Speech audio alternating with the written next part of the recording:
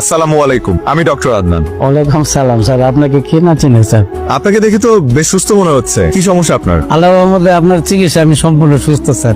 আলহামদুলিল্লাহ। তো আপনি এখানে কি করছেন? আজকে একটু দেখা করতে আসি স্যার, আপনাকে ধন্যবাদ দিতে আসছি। আপনার জন্য খুব ভালো মিষ্টি নিয়ে আসছি sir. Thank you so much. আসলে মিষ্টি খাই না, তারপর আপনি এনেছেন, আমি খুব খুশি হয়েছি। কার কাছে লাইছো? শেষ না কেন? একটু পরে বুঝবেন কার কাছে নিয়ে আইছে। স্যার আপনার জন্য আমি নতুন জীবন পাইছি।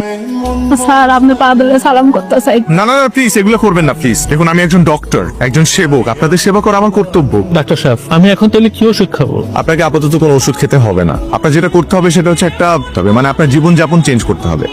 আপনারা জানেন একজন রোগী সুস্থতার পিছনে তার সবচেয়ে বড় ভূমিকা কি? জানি ম্যাডাম, মনোবল।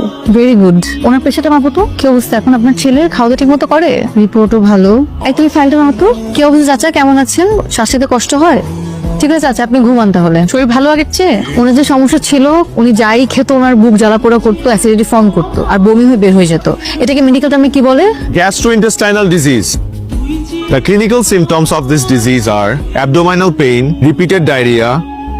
আমার কথা তাহলে তোমার মনেও পড়ে? তোমার কি মনে হয় মনে পড়ে না? মনে পড়ে না। পেশেন্ট দেখতে আসছিলে নিশ্চয়ই, হুট করে আমার সাথে দেখা হয়ে গেল। তার মানে তুমি কি বলতে চাও, প্রফেশনাল লাইফের বাইরে আমার পার্সোনাল লাইফ বলে কিচ্ছু নেই? তোমার সাথে পরিচয় হওয়ার পর থেকে তো তাই দেখে আসছি। ম্যাডাম, তাহলে আমাদের প্রেম হলো কিভাবে বলেন তো? ভুলে গেছেন? গ্রুপ স্টাডি করতে করতে, নোটস শেয়ার করতে করতে আর স্কেলেটন নিয়ে পড়াশোনা করতে করতে। এবার মনে পড়েছে? হিউম্যান সাইকোলজি আপনি খুব ভালো বুঝলেও হিউম্যান বডি পার্টস আপনি একটু কম বোঝেন। নাহলে এত রাগ অভিমান করতেন না। ম্যাডাম, এত রাগ অভিমান করা হার্টের জন্য ক্ষতিকর। হার্টে প্রেসার পড়ে। আমার হার্ট নিয়ে আপনার এত ভাবতে হবে না, আপনি আপনার পেশেন্টের হার্ট নিয়ে ভাবে। সারা, আমাদের প্রফেশনটাই তো এরকম। আমরা বেঁচে থাকি অন্যকে বাঁচিয়ে রাখার জন্য। এই যে মানুষগুলো অসুস্থ হলে সবকিছু ছেড়ে ছুড়ে আমাদের কাছে চলে আসে আমাদের ভরসা করে, আর আমরা আমাদের সময়, জীবন, স্বপ্ন সবকিছু ত্যাগ করে তাদেরকে সুস্থ করে তুলি। এটা আমাদের দায়িত্ব না, কর্তব্য না? আন্দান, আমি জানি তুমি তোমার প্রফেশনে কতটা ডেডিকেটেড, এটা আমার চেয়ে ভালো আর কেউ জানে না। I always feel proud of you. আমার আর কিচ্ছু লাগবে না, আমাকে শুধু ভালোবাসলেই চলবে, বাকিটা আমি সামনে নিব। চলো। আদনান, এ সপ্তাহে কোথায় যাচ্ছ?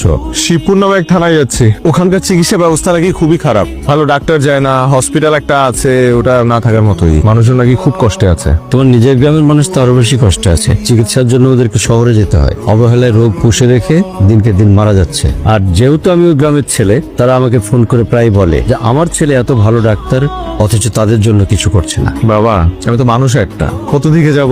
সপ্তাহে 6 দিন হসপিটালে ডিউটি করি, একদিন ছুটি পাই। সেই একদিনও আমি বিভিন্ন জেলায় ঘুরে বেড়াই সুবিধা বঞ্চিত মানুষদের সেবা দেওয়ার জন্য। তুই কথা বলতে বাবা, আমি তো শুধুমাত্র আমার গ্রামের মানুষদের জন্য ডক্টর হইনি। আমি আমার সামর্থ্য অনুযায়ী দেশের মানুষদের সেবা করে যেতে চাই। তারপরে বাবা, তুমি যেহেতু